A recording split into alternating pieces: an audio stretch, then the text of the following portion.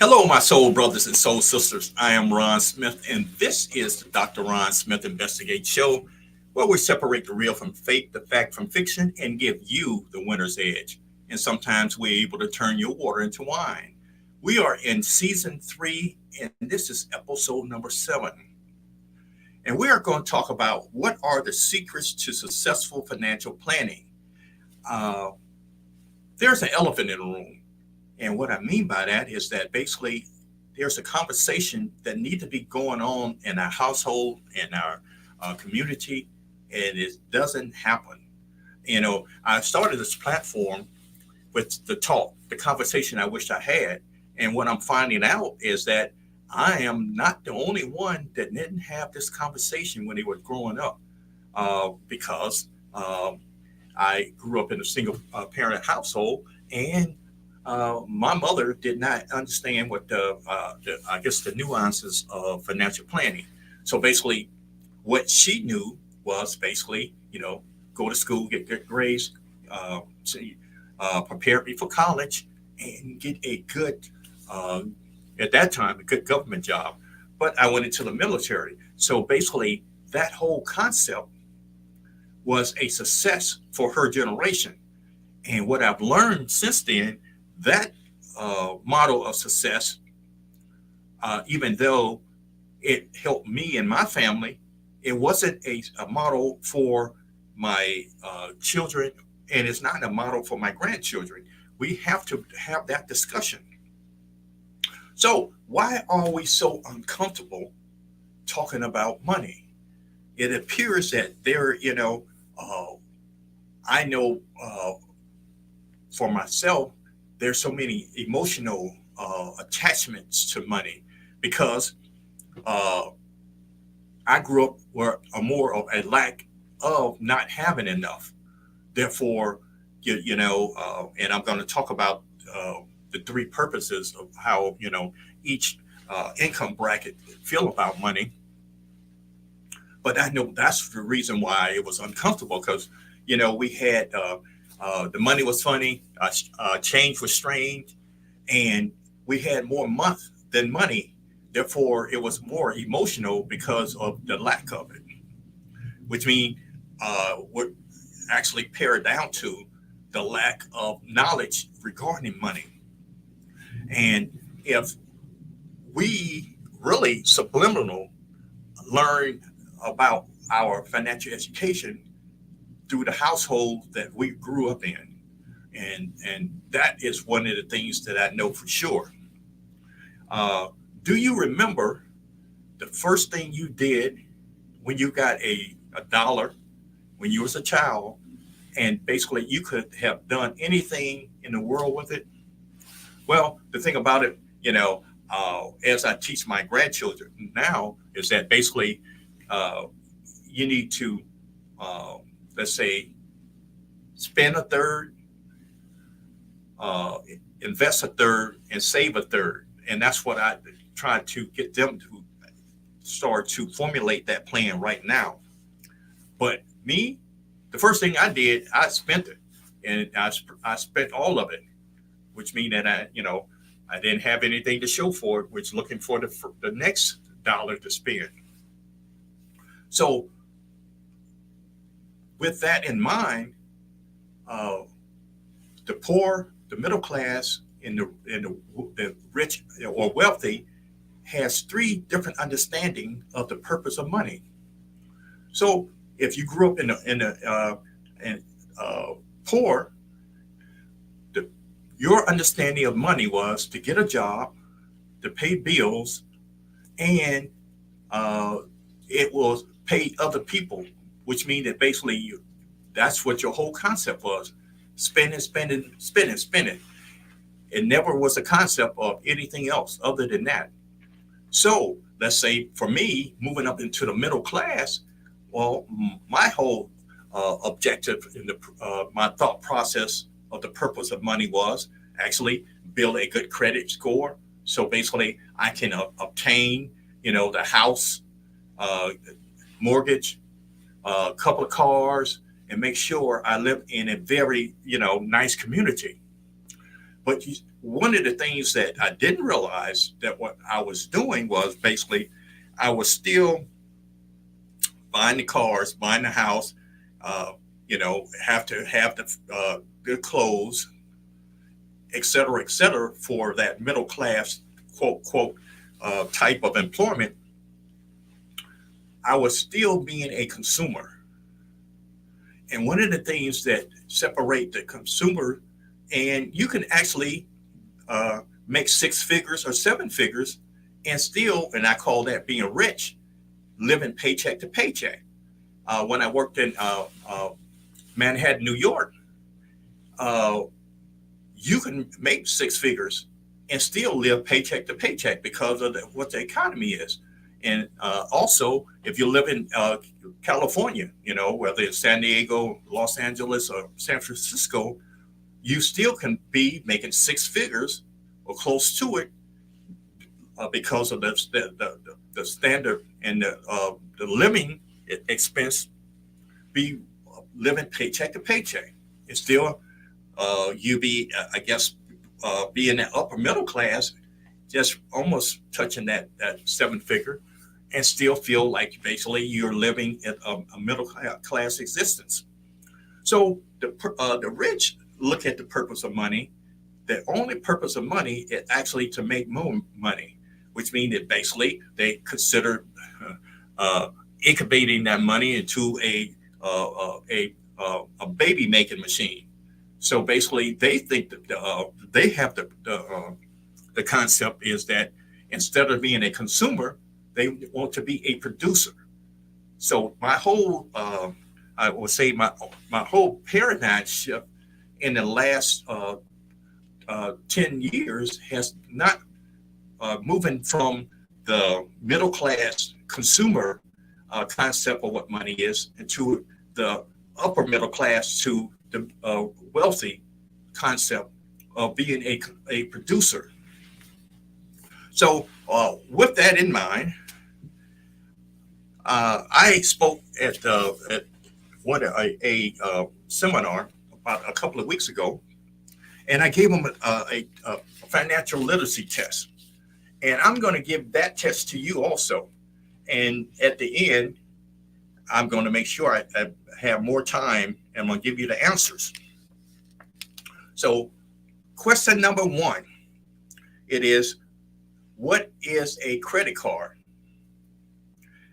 A more secure gift card that may be used within a specific time period, or B, a card that requires users to pay for purchases with money they have in their checking account, or C, a means of paying via a grant given to you by a bank, or D, a card that allows you to make purchases by borrowing money.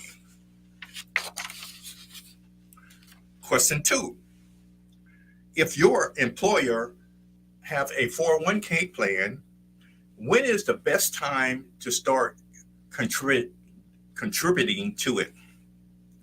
A, as soon as you turn 55. B, about 10 years before your plan to retire. C, as soon as possible. Or D, it depends on the employer's match policy. Question three, which of the following is never a step in writing a check? And I know a lot of people say the checks are obsolete, but there are some places that still requires checks, especially some of the things that are going on with the identity theft, et cetera, et cetera. So question three says, which of the following is not a step in writing a check? A, writing your name in the upper left-hand corner. B, adding a description of what the check is to be used for. C, writing the name of the check recipient.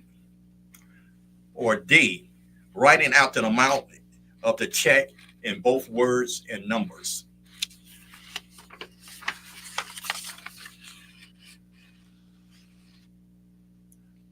The next question: what is not in your credit report? What is not in your credit report? Your history of repaying debts. B, your personal references. Or C, whether you've been sued, arrested, or filed for bankruptcy.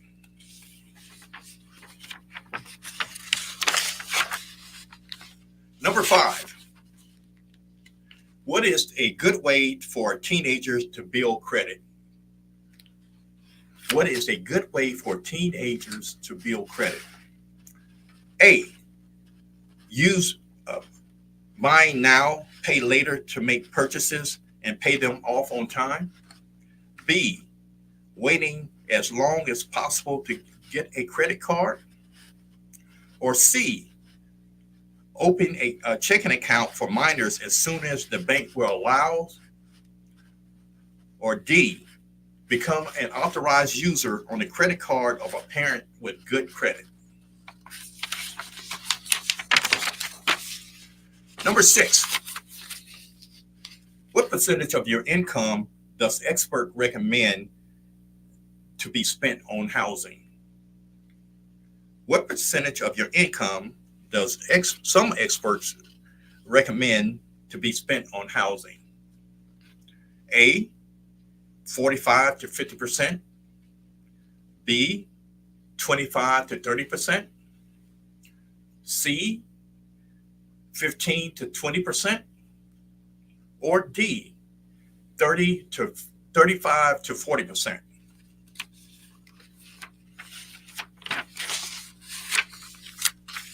Number 7, which of the following is true of overdraft protection?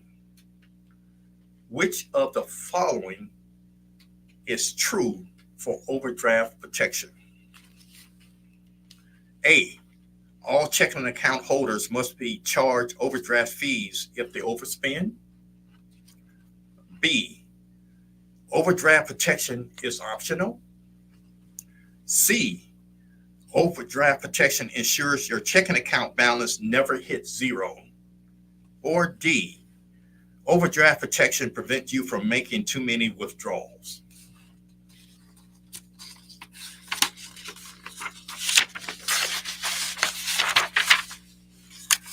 Number 8, which of the following do most experts agree is good debt?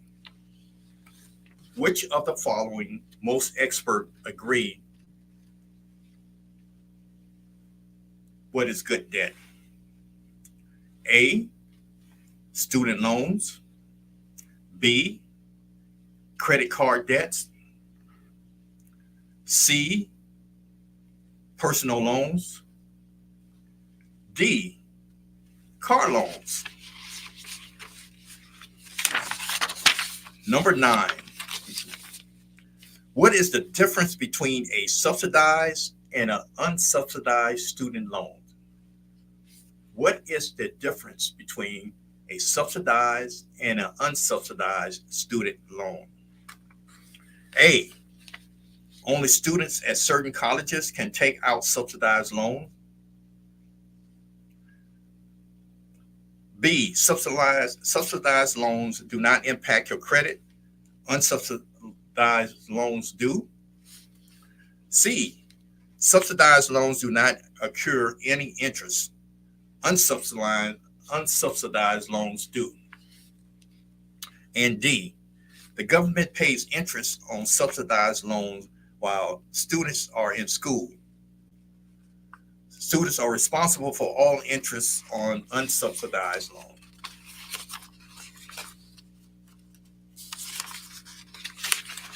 And 10, what describes a money market account? What describes a money market account? A, an account where your money sits accruing relatively low interest. B, an account in which money accrues interest is left for a certain period of time, usually months or years, and is subject to withdrawal fees.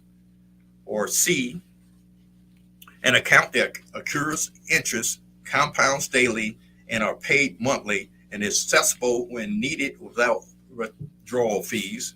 Or D, an account that contains both your savings and investments.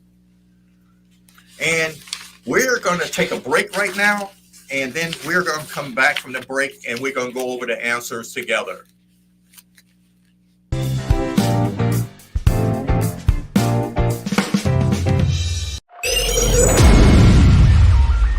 You're watching SKST Radio.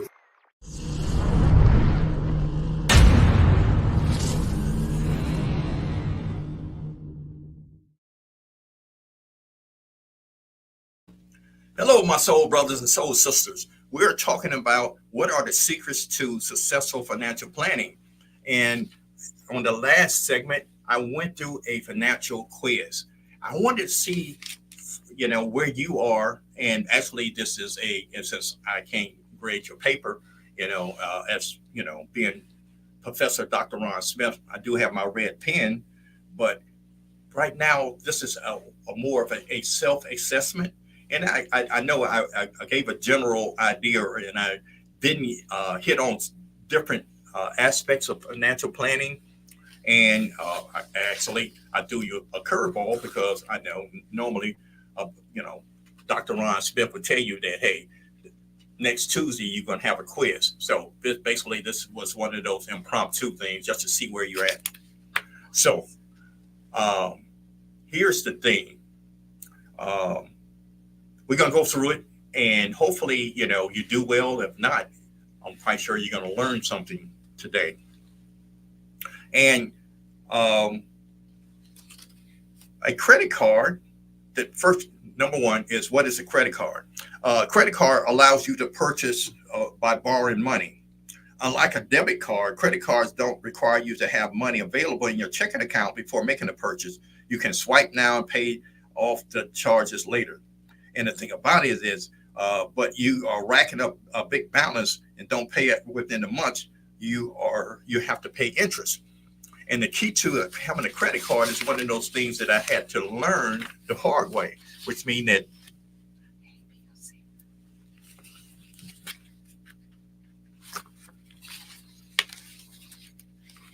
that's a good question.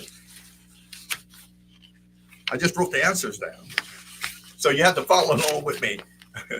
I had was it answer A, B, or C? So I'm going to give you the answers, and you can follow as I went through with the answer. But a credit card allows you to purchase by borrowing money, which means it basically is unlike a debit card, which you have to have a money in a checking account to actually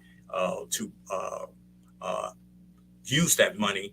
Credit cards allow you, is almost like getting a unsecured loan. And the thing about it is that I had learned the lesson the hard way, which meaning basically there is only a certain amount that you should use when you're using the credit card, which means that you shouldn't go over 30% of that line of credit, which means that if I have $1,000 limit, I should only use $300, and that way that my credit utilization will not go over. Question number 2, if your employer offers a 401k plan, when is the best time to start? The best time to start is as soon as possible. If you start contributing to your retirement account as early as possible, you can maximize the saving and can grow substantially over time. And actually, then you could take advantage of the matching fund if your employer actually do that. And the thing about it is that you'll get ahead or be ahead of inflation, because let's say $100 now will be more valuable now than $100 would be 10 years from now, because due to inflation. Number 3, which of the following is never a step in writing a check? Never a step in writing a check is write your name in the upper left-hand corner.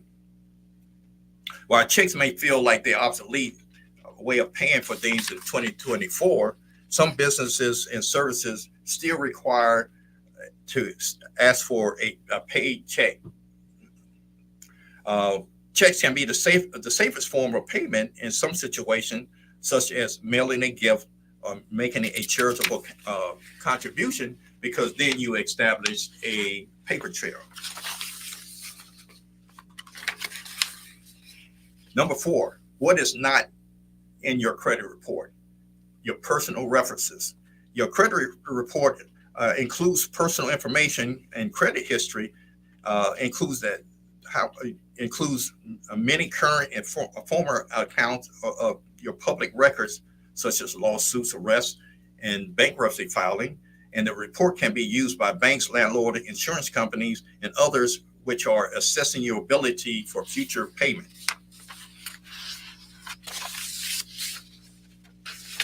And number 5, what is the best way for a teenager to build credit? And I had probably went over this in a couple of episodes. Becoming an authorized users on a parent credit card. And the thing about it is that one of the things that your credit score is measured is how long you had credit. So imagine basically if you start with your child 8, 9, 10 years old, one of your credit cards that you know that basically you're going to pay, let's say your cell phone bill, which you know you're going to keep up with that payment, is that it's going to be paid every month. So let's say 10 years from now, when your son or daughter goes to college, they would have 10 years of good credit.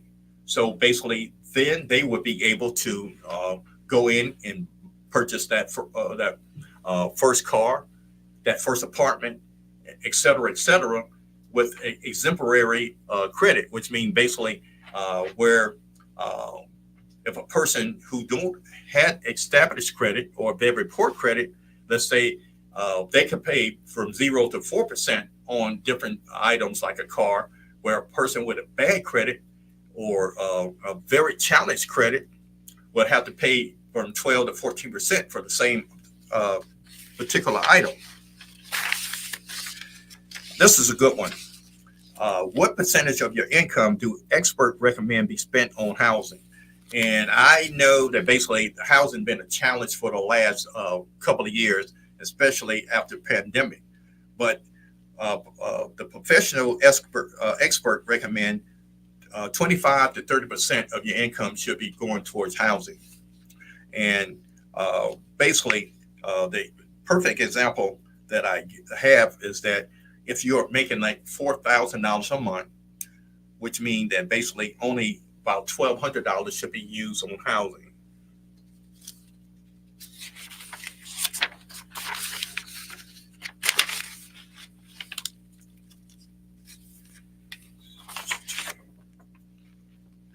Which of the following do most experts agree is good debt? Student loans, such and a mortgage that has relatively low interest rate are considered investment in your future. Even though student loan debt is probably one of the arbitrage that really holds you up.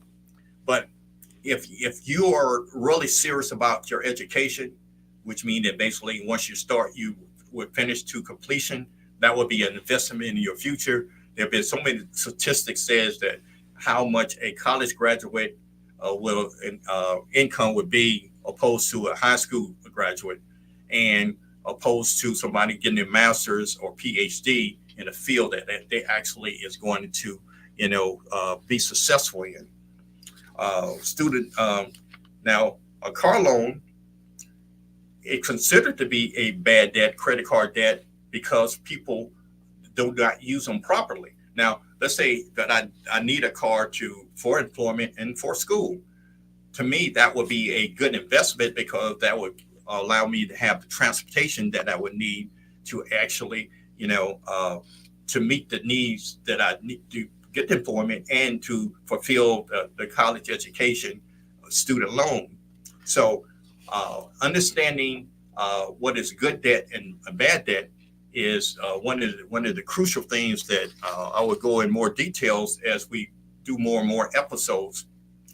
And I talk about OPM, which is other people's money.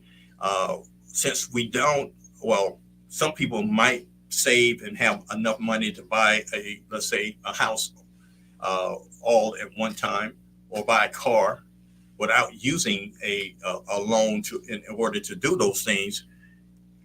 But at the same time, are you catching a bus, or you riding, or you using Uber? You're still spending money for transportation.